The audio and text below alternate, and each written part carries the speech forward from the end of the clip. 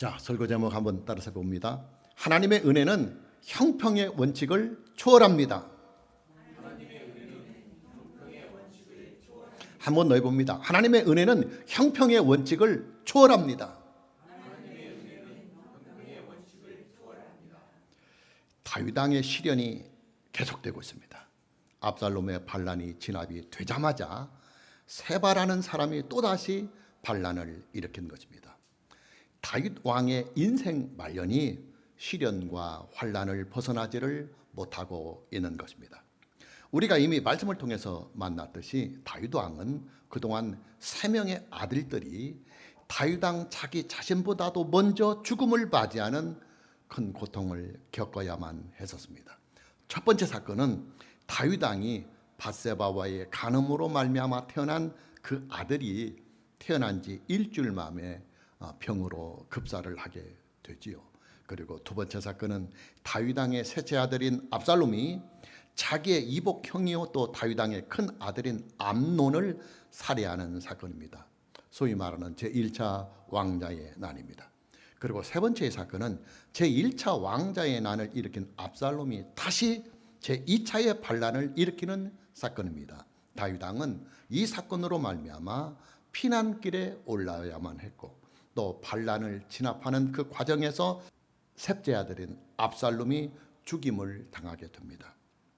여러분, 부모에게 있어서 자식이라고 하는 이 존재는요, 부모의 생명 또 부모의 인생보다도 더 소중한 존재입니다.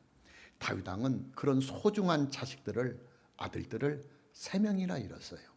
특히 제2차 왕자의 난은 다윗 왕의 셋째 아들인 압살롬이 반역을 일으킨 사건입니다. 아들이 아버지를 죽이고 왕권을 차지하려고 하였던 반역이요 반란의 사건이었습니다. 그리고 그 반란의 결과는 이스라엘 전체에 엄청난 후유증을 낳게 됩니다. 여러분, 압살롬의 반란의 사건은요, 그 후유증이 어디에까지 미치느냐 하면 오늘 본문의 말씀에 나오고 있는 세바의 반란의 시발점이 되기도 하고, 그리고 제3차 왕자의 난인 아도니아의 반란까지 계속 그 후유증이 이어집니다. 이뿐만이 아니에요. 압살롬의 반란의 사건은 이스라엘의 12지파의 분열을 가져와서 르호보암 왕 때 이스라엘 왕국이 이스라엘과 그리고 유다 왕국으로 반토막이 나는 엄청난 후유증을 낳게 됩니다. 자, 중요한 것은 성경이 다윗 왕이 겪고 있는 이 모든 시련들과 환란들에 대하여 성경에 기록하면서 과연 무엇에 그 초점을 맞추어서 기록을 하고 있느냐 하는 이 사실에 있습니다. 성경이 맞추고 있는 그 포커스가 어디에 있느냐? 하나님의 은혜와 그리고 동시에 하나님의 징계에 그 포커스가 맞춰져 있습니다. 우리가 이미 보았듯이 다윗 왕은 이스라엘을 통틀어서 하나님의 마음에 가장 쏙 드는 사람이었어요. 이스라엘 전체를 통틀어서 다윗만큼 그 중심이, 그 마음이 하나님 앞에 바로 서 있는 사람이 없었습니다. 하나님께서는 그런 다윗을 선택하셔서 하나님의 언약의 백성들인 이스라엘을 통치할 수 있도록 다윗을 이스라엘의 왕으로 만들어 가십니다. 여러분, 왕정 사회에서 왕권을 계승하는 이 일은요, 세습으로만 가능했던 일입니다. 특별한 경우가 아니면 왕의 장남에게 왕권이 계속 세습이 되었었습니다. 당연히 다윗이 이스라엘의 왕이 되는 일은 현실적으로 볼 때 불가능한 일이에요. 왜냐하면 다윗은 사울 왕가에 속해 있는 왕가의 사람이 아니고 그냥 평민이었기 때문입니다. 그러나 하나님께서는 현실적으로 불가능한 그 일을 만들어 가십니다. 어떻게 만들어 가시느냐? 첫째, 하나님께서는 다윗이 이스라엘의 온 백성들과 신하들 그리고 이스라엘의 온 군대들에게 능력으로서 당당하게 인정을 받을 수 있도록 섭리를 해나가십니다. 하나님께서는 블레셋이 대군을 이끌고 이스라엘을 침략해 왔을 때 소년 다윗을 전쟁터에 보내셔서 골리앗과 1대1로 싸우게 하십니다. 소년 다윗은 골리앗과의 이 싸움에서 물맷돌 하나로 골리앗을 쓰러뜨리면서 일약 이스라엘의 영웅으로 떠오르게 됩니다. 그리고 두 번째, 하나님께서는 사울 왕가를 멸망을 시켜서 사울 왕의 왕권이 그의 자식들, 그의 아들들에게 계승이 되지 못하도록 섭리를 해가십니다. 사울왕과 사울왕의 왕권을 이어갈 수 있는 사울왕의 아들들은 블레셋과의 전투를 위해서 참여를 하였다가 전쟁터에서 다 전사를 하게 됩니다. 사울왕가가 멸망을 당하게 되는 것입니다. 사울왕가가 다 멸망을 당한 후에 이스라엘은 이제 새로운 왕을 간절히 찾게 됩니다. 이때 하나님께서는 다윗을 헤브론으로 보내셔서 다윗으로 하여금 유다 백성들의 왕이 되도록 섭리를 해 나가십니다. 그런 후에 하나님께서는 다시 온 이스라엘 백성들의 절대적인 추대를 통해서 다윗을 이스라엘의 통합 왕으로 다시 세우십니다. 다윗은 이스라엘의 왕이 된 후에 두 가지의 일을 중점적으로 합니다. 첫째는 이스라엘을 하나님의 말씀의 터 위에, 하나님의 말씀의 터 위에 견고하게 세워나가는 일이었습니다.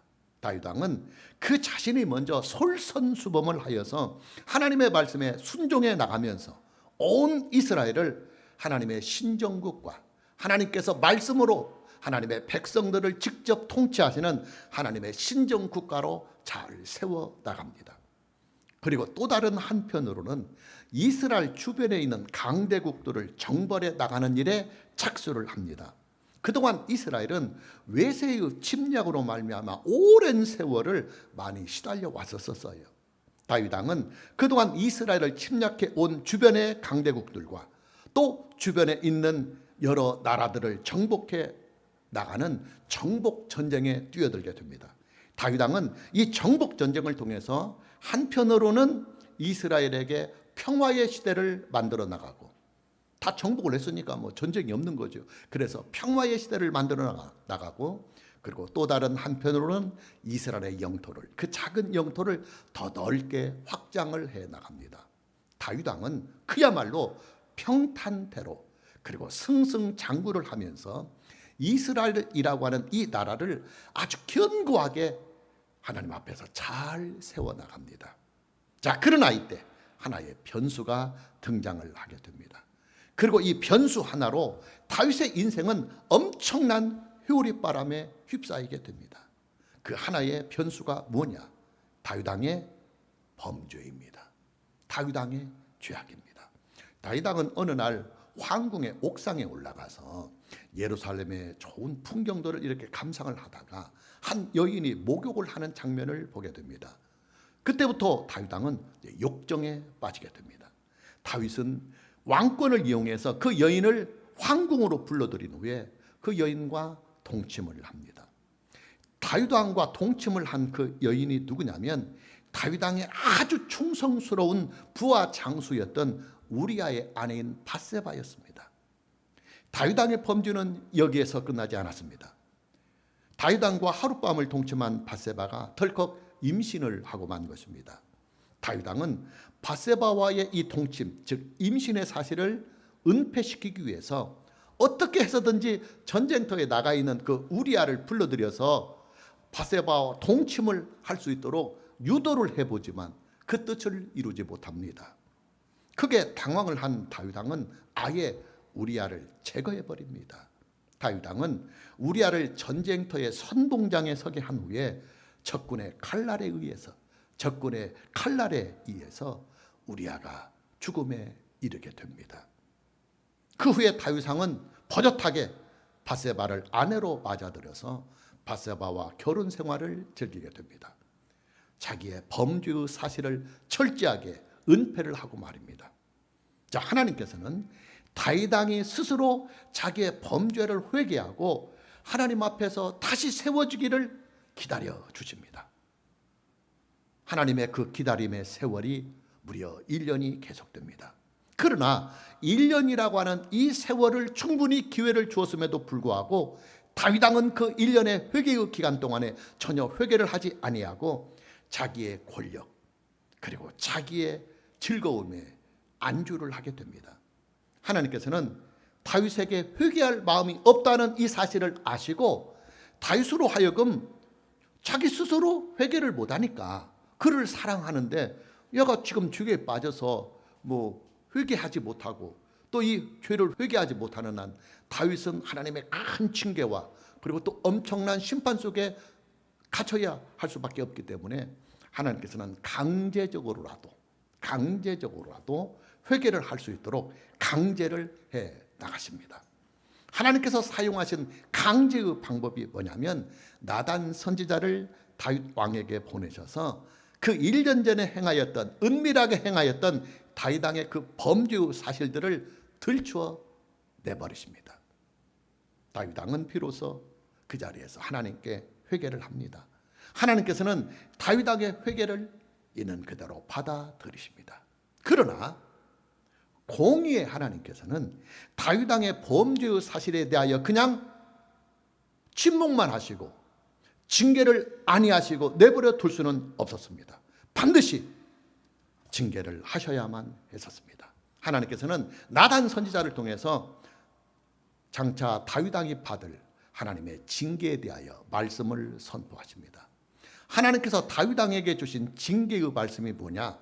다윗 왕의 말년의 인생에 칼바람이 불 것이다. 칼바람이 불 것이라고 하는 말씀이었습니다. 우리가 참고구절로 사무엘하 12장 10절 말씀을 보면 이제 네가 나를 업신여기고 햇사람 우리아의 아내를 빼앗아 네 아내로 삼았은즉 칼이 네 집에서 영원토록 떠나지 아니하리라. 하나님의 이 징계의 말씀대로 다윗 왕의 말년은 시련을 아주 많이 겪게 됩니다. 그 시련이 뭐냐? 첫째, 다윗 왕과 밧세바의 그 간음으로 태어난 그 아들이 태어난 지 일주일 만에 병사를 하게 됩니다. 다윗 왕은 그 아들을 살려보려고 막 금식까지 하면서 하나님께 매달려 보지만 하나님께서 다윗의 범죄를 징계하시는 징계의 차원에서 그 아들은 일주일 만에 병사를 하게 됩니다. 그리고 두 번째는 제1차 왕자의 난을 통해서 다윗 왕의 큰 아들인 암논이 살해를 당하는 것입니다. 그리고 세 번째는 제2차 왕자의 난을 통해서 다윗 왕의 셋째 아들인 압살롬이 죽임을 당하게 됩니다. 그리고 네 번째는 오늘의 본문 말씀에 소개가 되고 있는 세바의 반란이요. 그리고 다섯 번째는 열왕기상 제1장에 나오는 아도니아의 반란이었습니다. 오늘의 본문 말씀에 소개가 되고 있는 세바의 반란은 압살롬의 반란이 평정이 되자마자 곧바로 일어난 사건입니다. 압살롬의 반란이 진압이 되자 이제 피난길에 올랐던 다윗 왕은 다시 예루살렘 황궁으로 환궁을 해야 합니다. 그래서 이제 환궁을 위한 준비를 합니다. 그러나 왕의 행차이기 때문에 그냥 환궁을 하는 것이 아니고 여러 가지 절차를 밟아서 왕의 행차이기 때문에 절차를 밟아서 다시 예루살렘 황궁으로 환궁을 하려고 하는 것입니다. 그러나 이때 다윗 왕의 환궁의 문제를 놓고 이스라엘의 12지파들 간의 갈등과 분쟁이 일어나게 됩니다. 다윗 왕은 유다 지파가 자기가 예루살렘 황궁으로 다시 돌아가는 그 일을 주도적으로 해주기를 바랬습니다. 그 이유가 뭐냐면 유다 지파는 압살롬의 반란에 직접 가담을 한 지파였어요. 다윗 왕은 화평 지도자였어요. 화평. 다윗 왕은 압살롬의 반란으로 말미암아 야기된 각 지파들 간의 분쟁을 화합하기 위해서 반란에 적극 가담을 하였던 유다 지파를 보듬어 가려고 그랬어요. 그러나 다윗 왕의 이런 처신은 이스라엘의 다른 지파들에게 심한 반발감을 주게 됩니다. 다른 지파들의 입장에서 볼 때는 아니 압살롬의 반란에 직접 가담을 하였던 유다 지파가 오히려 제외가 돼야 되지. 이스라엘의 12지파를 대표해서 다윗 왕의 환궁을 주도하려고 하니까 당연히 불만을 가질 수밖에 없었어요. 바로 이 불만을 틈타서 세바는 반란을 일으킵니다. 세바는 사울 왕이 속해 있었던 베냐민 지파의 족장이었어요. 세바는 다윗 왕에게 불만을 가지고 있는 지파들과 연합을 해서 반란을 일으킵니다. 다윗 왕은 또다시 반란의 큰 소용돌이에 빠지게 되는 것입니다. 세바의 이 반란은 의외의 변수가 등장을 해서 곧바로 평정이 됩니다. 그 의외의 변수가 뭐냐면 한 지혜로운 여인의 활약이었습니다. 세바의 반란군과 다윗 왕이 파견한 요압의 군대가 아벨이라고 하는 이 성읍에서 이제 대격전을 벌이기 바로 일보 직전에 그 성읍에 살고 있는 지혜로운 한 여인이 중재를 합니다. 그 한 사람 죽이기 위하여 이 성읍 전체가 막 완전히 전쟁터가 되면 무고한 백성들이 엄청나게 희생을 당할 것입니다. 그러니 내가 이 성읍의 대표자들을 만나서 그 대표자들과 상의를 해서 우리 손으로 그 반란군을 은밀하게 제거를 할 것입니다. 그러니 시간 좀 주십시오. 그 지혜로운 여인의 중재로 인해서 그 성읍의 대표자들이 이제 반란에 숙여 있는 세바를 제거합니다. 이로써 세바의 반란은 일단 평정이 됩니다. 그러나 이스라엘은 각 지파들 간에 아주 심각한 분쟁과 대립의 양상을 띠게 되면서 남과 북이 서로 갈라지게 되는 원인으로 작용이 되고 맙니다. 중요한 것은 다윗 왕이 겪고 있는 이 많은 사건들, 이 많은 시련들과 환란들의 원인이 어디에 있었느냐 하는 이 사실이에요. 여러분, 성경은요, 다윗 왕이 겪고 있는 그 모든 시련들과 환란의 이유와 그 원인에 대하여 다윗 왕의 범죄에 대한 하나님의 징계의 방편이었다고 소개를 하고 있습니다. 조금 전에도 말씀을 드렸지만 하나님께서는 다윗 왕의 범죄에 대해서 나단 선지자를 통해서 이미 징계의 말씀을 선포해 주셨습니다. 다윗 왕의 말년의 인생에 칼바람이 불 것이라고 하는 예언이었습니다. 무슨 말이냐?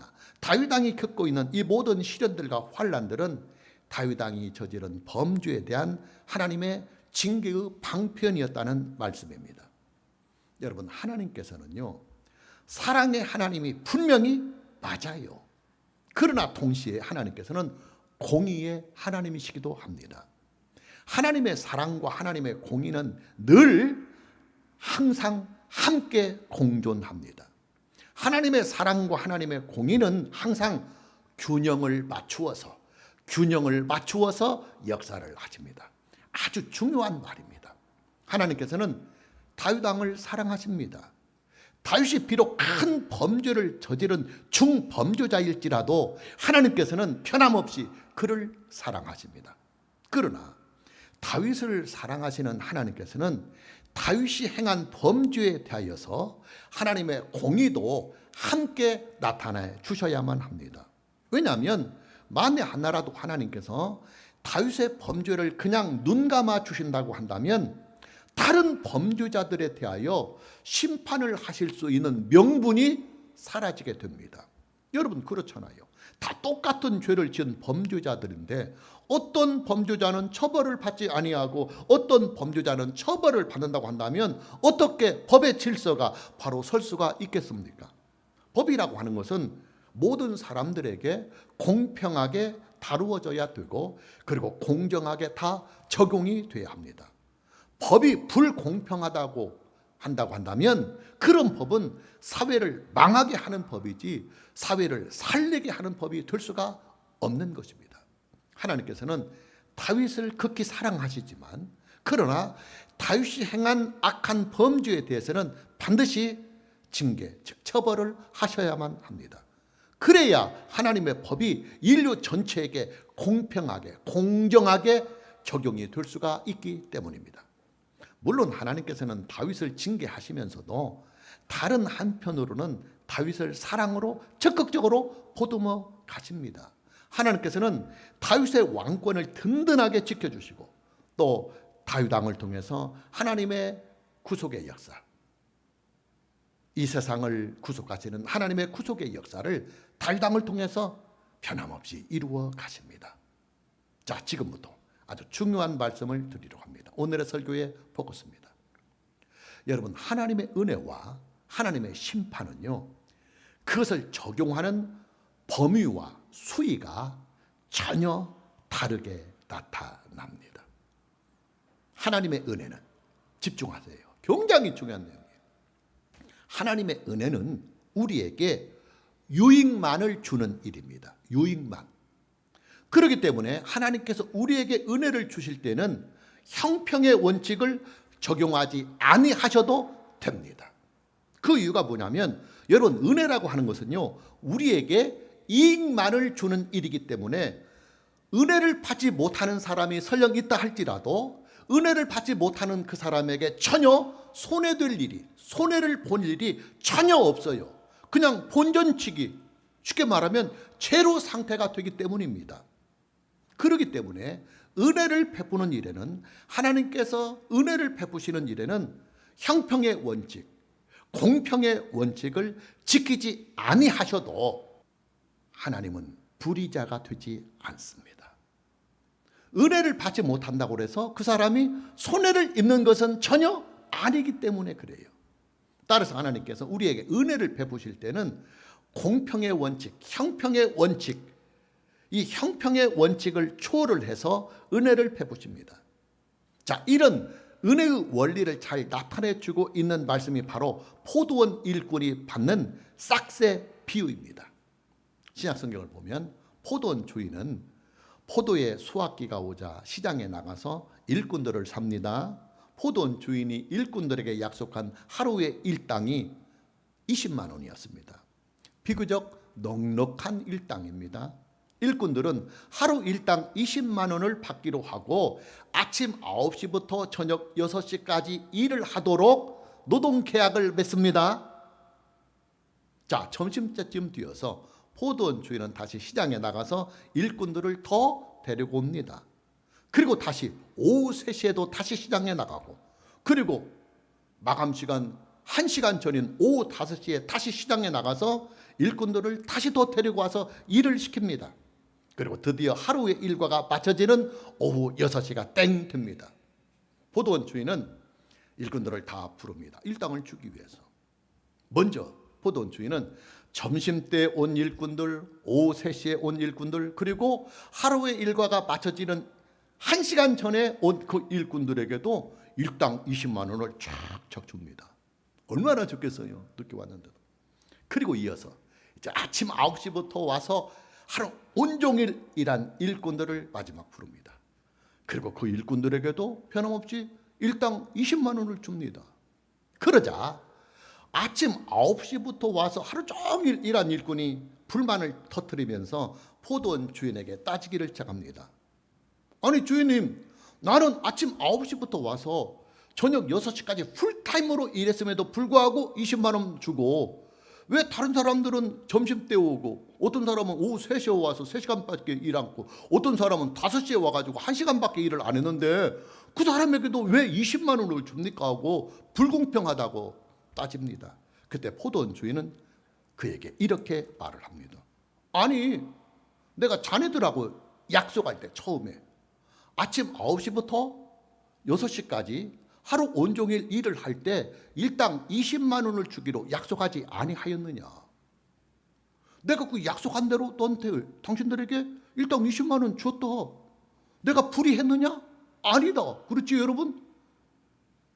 내가 늦게 온 사람들에게도 하루 일당으로 20만 원을 주는 것은 내가 그들에게 은혜를 베푸는 일이다. 내가 늦게 온 일꾼들에게 은혜를 베푼다고 해서 아침부터 하루 종일 온 너희들에게 손해가 된 일이 있느냐? 내가 너희들 일당 20만 원 안 줬느냐? 거기서 뺐느냐? 내가 너희들에게 일당 20만 원 주기로 약속한 거 그대로 지켰지 아니하느냐? 내가 너희들에게 불의를 행하지 아니하였다. 여러분, 아침 9시부터 와서 일한 일꾼들은요, 그들과 약속한 하루의 일당 20만 원을 다 받았어요. 전혀 손해를 본 일이 없어요. 자, 무슨 말이냐면 하나님의 은혜는 형평성의 원칙을 지키지 아니하여도 전혀 불의가 되지 않는다는 말이에요. 왜냐하면 은혜를 받지 못한다고 해서 그가 손해를 보는 일은 전혀 없기 때문에 그래요. 그러나 하나님의 심판은 그것을 받는 사람에게 이익은 전혀 없고 불이익만 따르는 일입니다. 당연히 하나님의 심판은 공정성과 형평성이 반드시 지켜져야만 합니다. 만에 하나라도 하나님의 심판에 형평성과 공정성이 없다고 한다면 하나님의 심판은 불의가 되고 맙니다. 왜냐? 사람에게 불이익만 주는 일에 대하여 공평하지 않기 때문에 그래요. 저는 초중고 시절에 선생님들에게서 사랑을 참 많이 받았어요. 일단 이제 공부를 잘했고, 그 다음에 모범생이었고, 그리고 늘 반장하고 전체 회장을 겸했기 때문입니다. 가끔씩 학생들이 단체로 기합을 받거나 단체로 매를 맞는 때가 있었어요. 지금은 이런 거 없어요. 그러나 저희들 초, 중, 고등학교 다닐 때는 단체 기합, 단체배 수시로 맞았습니다. 그때 이제 선생님들은 저를 그 단체 기합과 또 단체로 맞는 매로부터 저를 보호해 주시기 위해서 야 영훈아 이리 와 그래서 심부름을 시킵니다. 다른 사람들은 다 기합 쓰고 다른 사람은 다 단체로 매를 맞을 때 저한테는 심부름을 시켜요. 그러면서 저를 그 처벌해서 학생들이 받는 징계로부터 저를 이렇게 보호를 하려고 합니다. 당연히 학생들이 불만을 하지요. 편애를 한다고 말입니다. 여러분, 저를 편애하였던 그 선생님들의 처신은요, 은혜를 베푸는 일이 아니라 불의를 행하는 일입니다. 왜냐? 선생님의 편애로 인해서 저만 이득을 얻고 다른 학생들은 손해를 보기 때문입니다.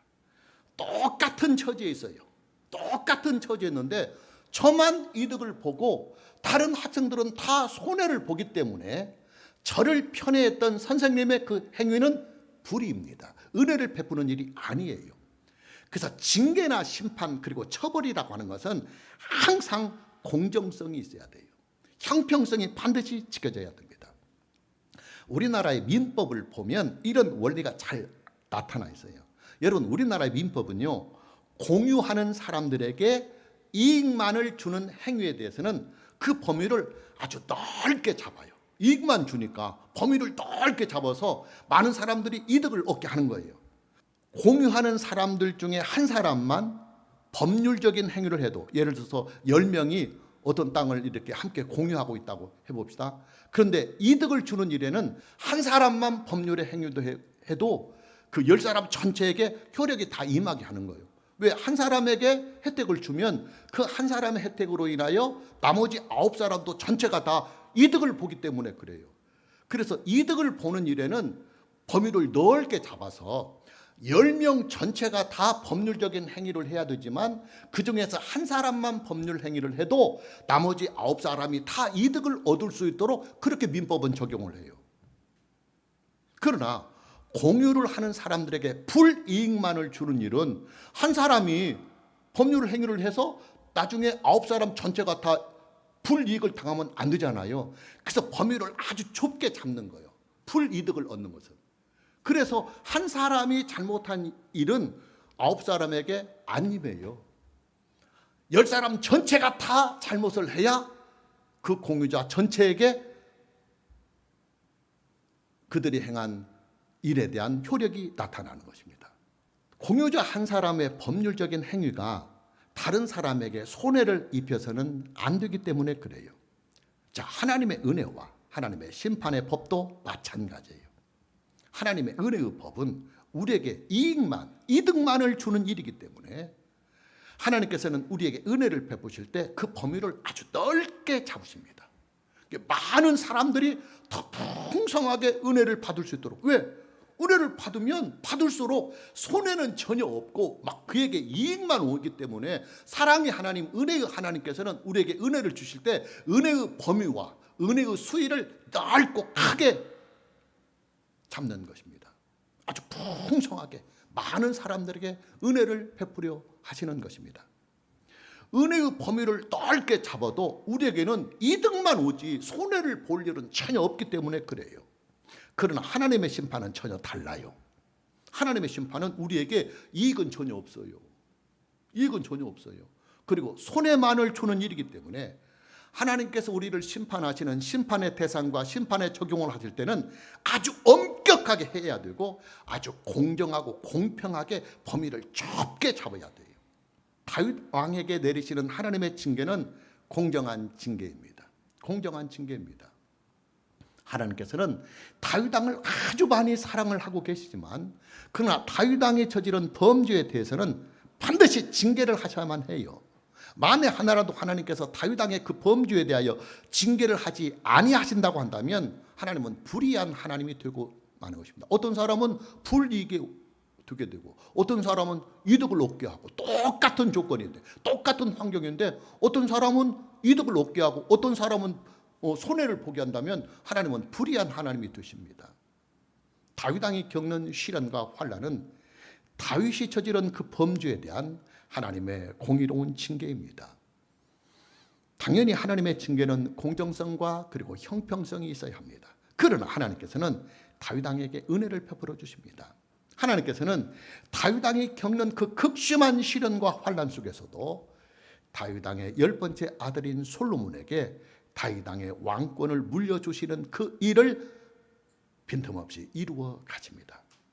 여러분, 다윗 왕의 아들들 중에서요, 하나님께로부터 선택을 받은 왕권의 계승자는 10번째 아들인 솔로몬이에요.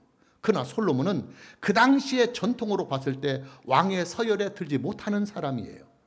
왜냐하면 솔로몬은 다윗 왕의 10번째 아들이기 때문입니다. 자, 왕의 서열에 들지 못하는 솔로몬이 왕이 되려면 그 왕의 서열이 높은 다윗 왕의 아들들이 다 죽어야만 가능해요. 하나님께서는 다윗 왕이 겪는 왕자의 난들을 통해서 다윗 왕의 10번째 아들인 솔로몬이 다윗 왕의 왕권을 정통적으로 계승할 수 있도록 주변 환경을 다 정리해 가셔요. 섭리를 해 가십니다. 이뿐만이 아닙니다. 하나님께서는 여러 차례의 반란이 있음에도 불구하고 다윗 왕의 왕권을 든든하게 지켜주시고 다윗 왕의 생명과 다윗 왕의 그 안위를 온전하게 지켜주십니다. 자, 마무리합니다. 여러분, 하나님께서 저와 여러분들에게 은혜를 주시는 그 일은요, 저와 여러분들에게는 손해는 전혀 없고 이득만을 주는 일입니다. 우리가 하나님의 은혜를 받아서 손해가 될 일은, 손해를 볼 일은 전혀 없어요.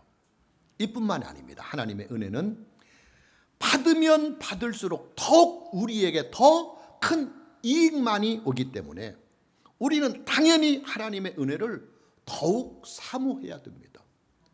왜냐하면 하나님의 그 은혜의 속성은 우리에게 손해는 전혀 없고 이득만을 주는 일이기 때문에, 이익만을 주는 일이기 때문에, 또 하나님은 우리에게 은혜를 베푸실 때 형평성의 원칙까지도 초월을 하시면서 범위를 넓게 잡으시니까 우리는 그 하나님께서 범위를 넓게 잡으신 그 은혜의 영역에 들어가서 우리가 받을 수 있는 은혜를 충분하게 얻고 누릴 수 있도록 우리는 하나님의 은혜를 반드시 사모해야 합니다. 이것이 지혜로운 인생이에요. 하나님께서는 우리를 징계하시는 중에서도 반드시 우리에게 은혜를 베풀어 주십니다. 그 은혜가 있기 때문에 우리는 하나님의 징계 속에서도 우리의 생명과 우리의 인생과 우리의 가정, 우리의 삶이 안전할 수가 있고 평안할 수가 있고 건강할 수가 있고 그리고 형통의 복을 잃지 아니할 수가 있는 것입니다. 오늘 저와 여러분 모두에게 남은 인생의 여정을 오직 하나님의 은혜 안에서 오직 믿음으로 살아갈 수 있는 이 은혜가 있기를 주님의 이름으로 축복합니다. 찬양합니다.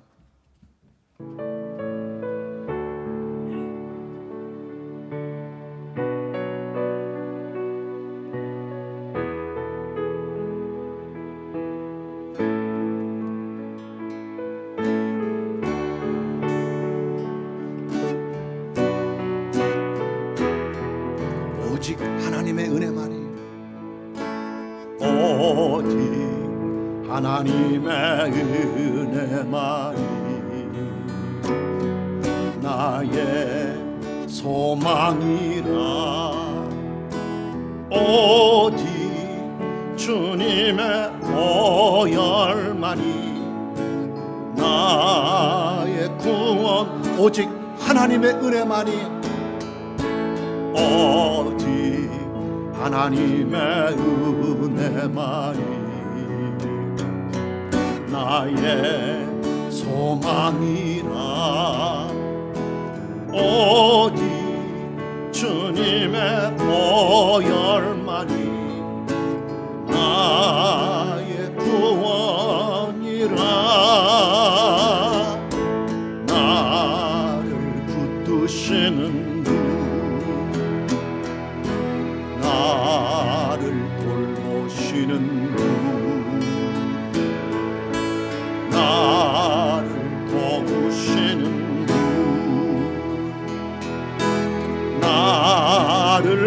살리시는 분 오직 주의 은혜뿐 오직 주의 보혈뿐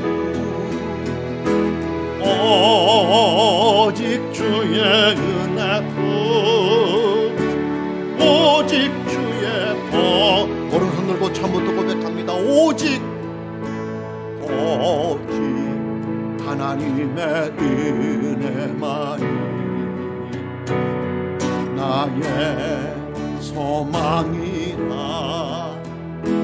오직 주님의 보혈만이 나의 구원 오직 하나님의 은혜만이 오직 하나님의 은혜만이 나의 소망이라 오직 주님의 보혈만이 나의 구원이라 나를 붙드시는 하나님께 나를 붙드시는 분 나를 돌보시는 분 나를 도우시는 분 나를 살리시는 분 오직 주의 은혜뿐 오직 주의 보혈뿐 오직 주의 은혜뿐 오직 주의 오직 주님의 은혜뿐이옵나이다 오직 주의 은혜뿐 오직 주의 보혈뿐 오직 주의 은혜뿐 오직 주 한 번 더 고백합니다. 오직 하나님의 은혜뿐이옵나이다 오직 주의 은혜뿐 오직 주의 보혈뿐 오직 주의 은혜뿐 오직 주의 보혈뿐